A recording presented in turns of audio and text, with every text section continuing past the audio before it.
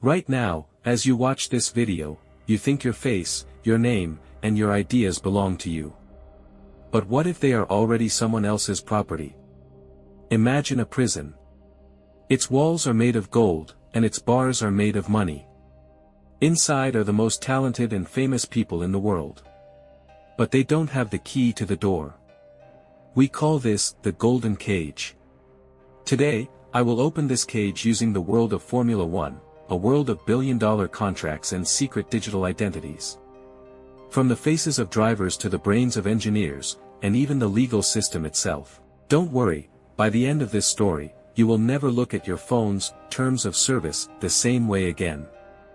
This is LegaTech Insights. Welcome. Think about an F1 driver.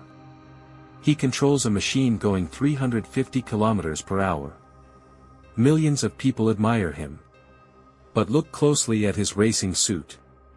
All those logos, they are not just ads. Each one is a seal of ownership. When Lewis Hamilton or Max Verstappen signs a contract, it usually says, the driver's name, image, and voice are licensed assets for the team and sponsors. In simple terms, the team owns the right to use the driver's face in commercials and digital content. Sometimes, this right continues even after the driver leaves the team. Of course, they aren't doing this for free. They earn tens of millions of dollars, some over 50 million a year. This is not exploitation in the classic sense. But the real question is not about money. It's this: if you turn your identity into a licensed product for a big check, what are you? An athlete? Or just a piece of inventory for a brand? And remember, this is just the beginning. With AI and deepfake technology, a team could soon create a digital version of a driver to act in a commercial without the driver even being there. When your digital twin is working without you, who owns that face? Is it a fair price? Or is it a loss of self? Now, let's leave the track and go behind the scenes. The engineers. The silent heroes of F1. They design the cars and hunt for every millisecond. When an F1 engineer wants to move to a rival team, they face a strange law: gardening leave. The law tells them, you know too many secrets. You must wait before you can work for the competition. Usually, they wait for 6 to 18 months. They stay home and get their full salary. They literally get paid to water their flowers. But they cannot work.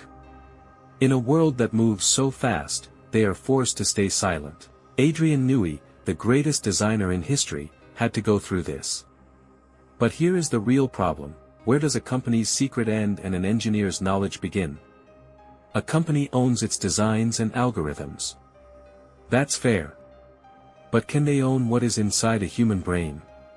If an engineer solves a problem using a method he learned at his old team, is that a secret? Or is it just his talent? The law is trying to reach inside a human mind. But the brain doesn't store information in separate boxes. Everything we learn becomes part of us. So the engineer faces a paradox: he has the right to use his brain, but he is forbidden from using the information inside it. If part of your mind legally belongs to someone else, can you truly say you belong to yourself? We've seen how the system treats identity and knowledge as property. But what happens when the rules are broken?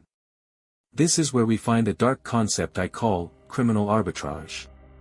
In 2007, F1 had its biggest scandal, Spygate. 780 pages of secret Ferrari documents were found in the home of a McLaren engineer. It was a massive theft of technical data. The result? McLaren was fined $100 million and lost all their championship points for that year. It was the heaviest penalty in history. You might think, the system works. Justice was served. But look at the big picture. Did those $100 million erase the knowledge McLaren gained? Did the engineers unlearn what they saw in those documents? No. Knowledge cannot be taken back. You pay the fine, you lose the points, but the strategic advantage stays inside your organization.